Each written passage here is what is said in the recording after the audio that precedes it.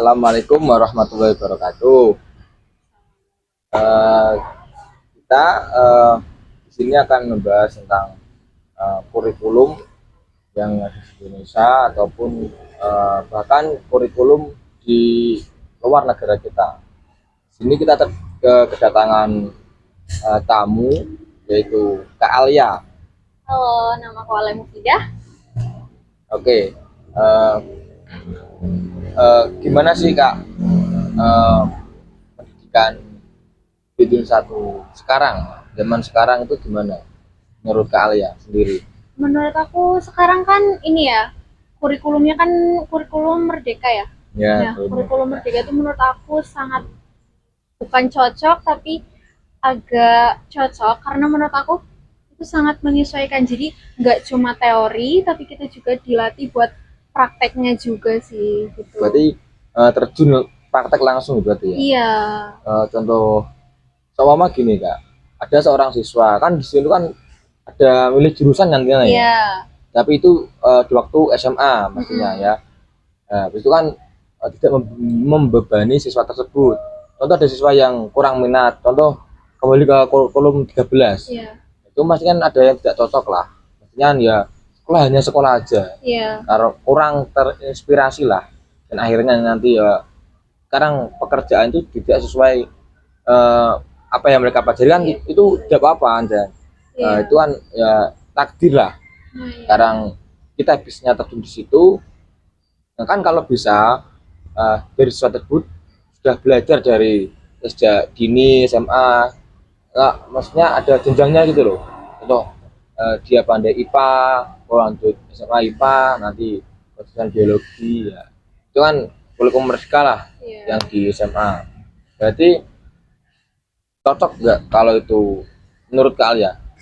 Jadi, Cocok sih, karena jadi siswa juga nggak terlalu banyak mata pelajaran ya. Kalau kurikulum yang dulu itu, kurikulum 13, itu kan siswa tuh harus mempelajari semuanya ya. ya Nah, kalau kurikulum Merdeka ini enggak, jadi siswa tuh minatnya di apa, nanti ditekuni di situ gitu.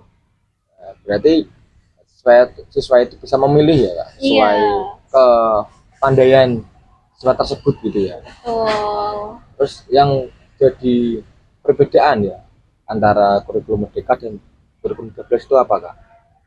Ya, sejauh yang aku lihat itu itu kurikulum Merdeka tuh lebih ke terjun lapangan dan juga pelajarannya mungkin anak-anak bisa milih ya. Nah, kalau kurikulum 13 kan nggak, kebanyakan itu teori. Mungkin sejauh yang aku lihat itu sih sangat menonjol. Oh, kalian kan pernah apa ya? Pernah hidup di kurikulum 13 Iya, dan pernah hidup di kurikulum Merdeka. Merdeka. Maksudnya tahu lah sedikit-sedikit.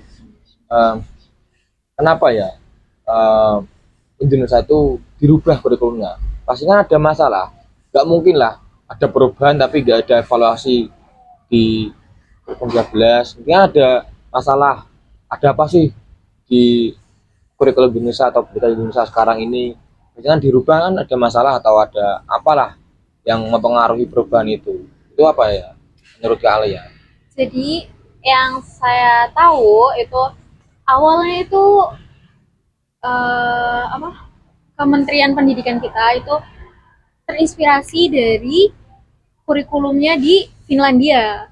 Finlandia, berarti di luar negeri kita ya? Iya, luar negeri. Jadi bukan mengadopsi, tapi terinspirasi aja gitu loh. Jadi mungkin lebih pengen yang suasana baru atau karena mungkin ya cara belajar yang cocok mungkin di Indonesia, tapi juga kita masih melakukan evaluasi lebih lagi deh sepertinya. Apa sih Kak, kalau boleh tahu kurikulum di Finlandia itu bagaimana kok Indonesia itu mau apa ya terinspirasi dari negara sana Finlandia? Jadi kalau di Finlandia itu menggunakan National Core Curriculum. Jadi itu kurikulum itu dibuat sama pemerintahan itu dari 2004 sampai sekarang itu masih dipakai. Jadi itu nggak berubah-ubah. Jadi si pemerintah ini ngasih gambaran kasar lah ke sekolah-sekolah. Jadi ini loh, nanti kurikulum mengacunya kayak gini loh. Nah nanti si sekolah itu eh, memodifikasi, memodifikasi kurikulumnya dia sendiri, gimana sih yang cocok buat murid-murid mereka seperti apa, dan cara metodenya yang cocok itu bagaimana gitu. Oh, berarti di Finlandia itu pemerintah pusatnya itu hanya memberikan patokan, Iya, ya kalau gambaran patokan kurikulum harus seperti ini. iya. Tetapi sekolah-sekolah yang apa ya di bawah-bawah mereka atau mengikuti pemerintahan tersebut Hmm, itu hanya berpatok tersebut, tapi boleh dimodifikasi lain sesuai iya. kemampuan siswa tersebut. Iya, Itu. betul, betul. Jadi itu enggak enggak melulu sama gitu. Semua sekolah tuh enggak, jadi disesuaikan kebutuhan siswanya apa, karakteristik siswanya apa, baru dibikinlah kurikulum tersebut di sekolah. Berarti di Finlandia di sana berarti berbeda-beda. Berbeda-beda. Setiap sekolah itu berbeda-beda Iya, betulnya. Tergantung itu kemampuan siswa tersebut. iya. Yang penting tuh mengacu pada keterampilan siswa sih. Jadi Hmm. keterampilan siswa itu lebih diutamakan dibanding dengan kognitif gitu. Eh, kan jika kurikulum merdeka itu kan eh, ya pertama mempelajari banyak lah, Hmm. terus akhirnya memilih gitu kan. Kalau di sana berarti hanya ada patokan, dan terus yang sekolah bawah atau setiap sekolah itu menerapkan sesuai memodifikasi sesuai kemampuan siswa gitu ya. Iya, betul. Oh. Terus sistem pembelajarannya gimana kak dalam sekolah itu loh? Untuk Yang sistem pembelajaran ya, iya ya. itu di sana itu sama seperti Indonesia, jadi ada kelas-kelas, Ya. cuman kalau di sana itu lebih ke, jadi pada tahun awal dari kelas 1 sampai kelas 6 itu kita dituntut, siswa itu dituntut buat mencari tahu kira-kira potensi mereka apa, dan kira-kira mereka tuh tertarik di bidang apa gitu, dan itu dibimbing oleh satu guru, jadi 6 tahun itu gurunya sama. Oh berarti satu kasus sama terus gitu. Iya, karena Biar biar tahu loh, karakter siswa tersebut. dan perkembangannya gimana gitu. Kan kalau menjadi guru pastinya kan Beda lagi. ya apa ya dalam menilai siswa tersebut lah. Betul. Berarti eh, kan pastinya ada satu kelas satu dua sampai enam toh. Jadi satu kelas itu gurunya sama terus. Sama. Kelas satu ya Ya itu. ini, kelas dua ini. Betul. Berarti apa ya? Biar guru tersebut menilai satu persatu siswa tersebut ya. Iya. Biar ya biar tahu lah. Kan ya itu tadi, karena beda guru beda penilaian gitu. Kalau dalam kelasnya itu kan dalam sekolah. Kalau dalam kelas, Dalam kelas itu jadi berbasis banyak. Ada berbasis kelompok, ada berbasis permainan, ada berbasis game, permainan ya tadi itu. Karena biar si siswa itu, peserta didik, gak bosan.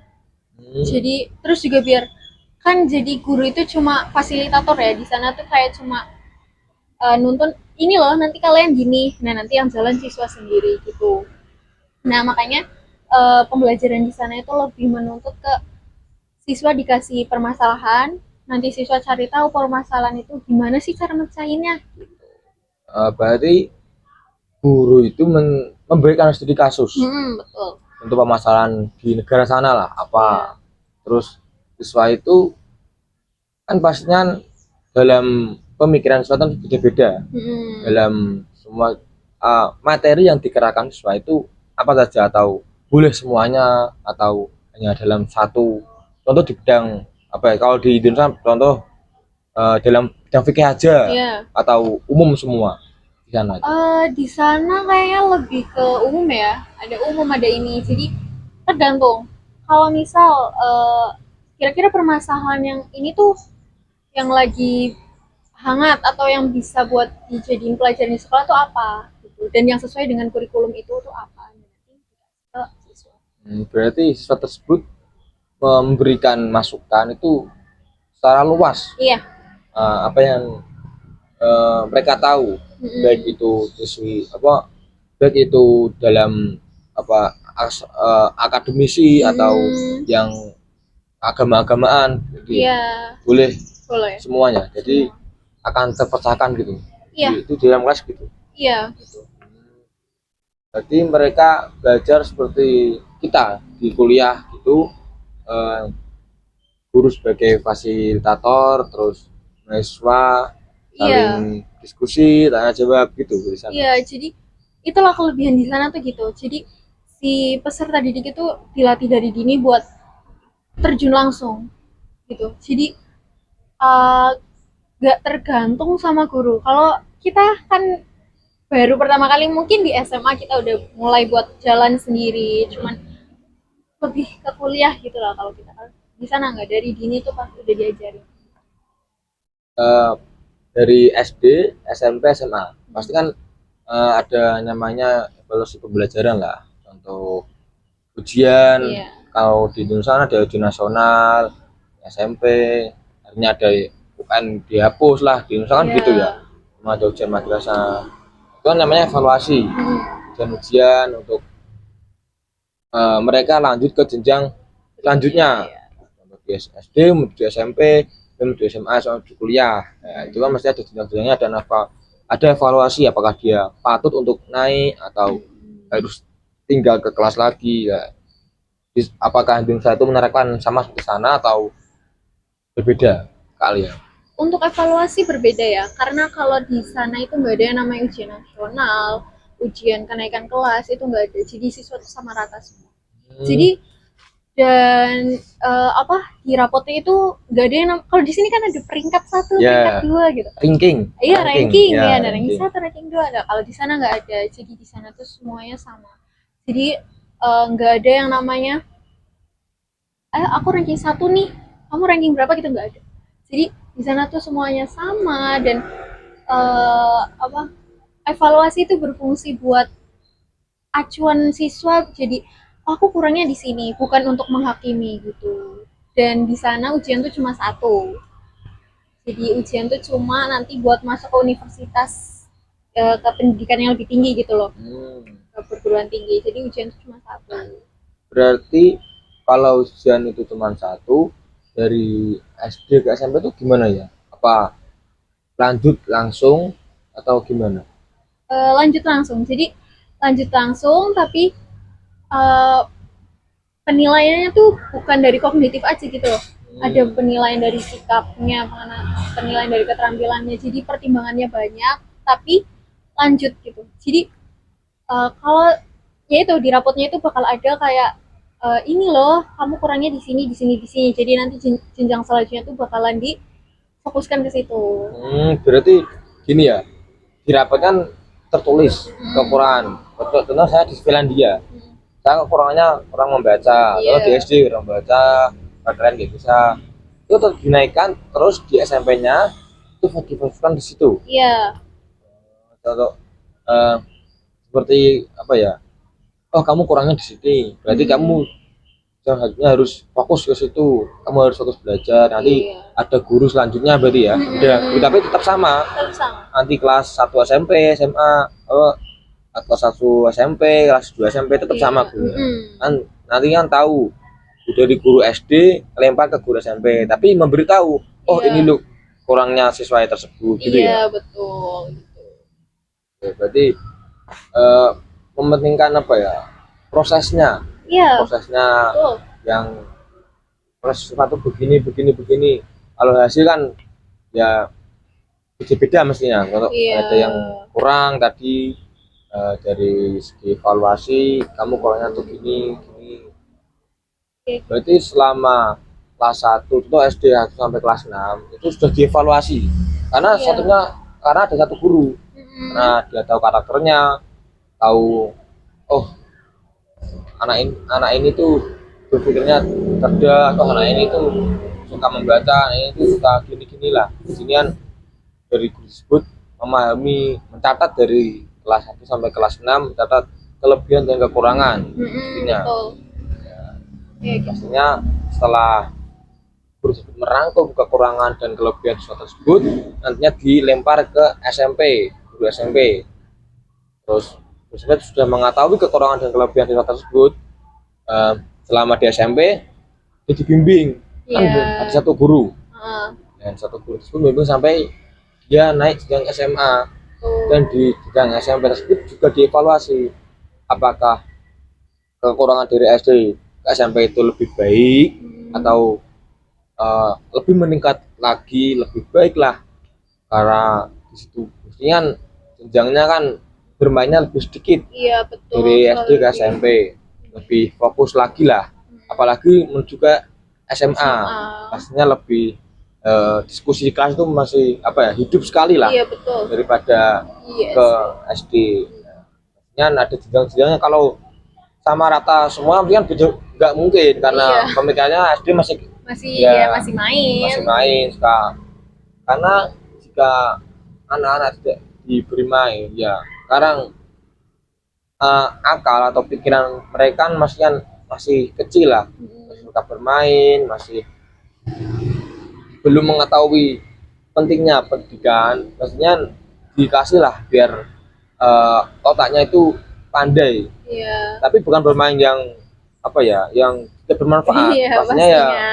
bermanfaat lah Iya untuk mengasah otak betul. gitu. Biar terangsang otak. Ya, jadi pastinya tes tersebut akan apa ya, otakku berjalan gitu. Iya.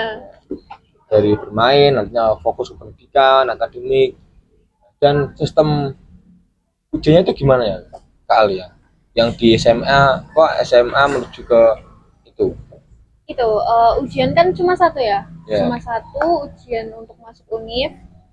Dan itu pun ujiannya nggak yang ujian biasa gitu. Pastinya ujian di situ tuh lebih sulit, lebih eh, biar melahirkan siswa-siswa yang berkualitas gitu loh.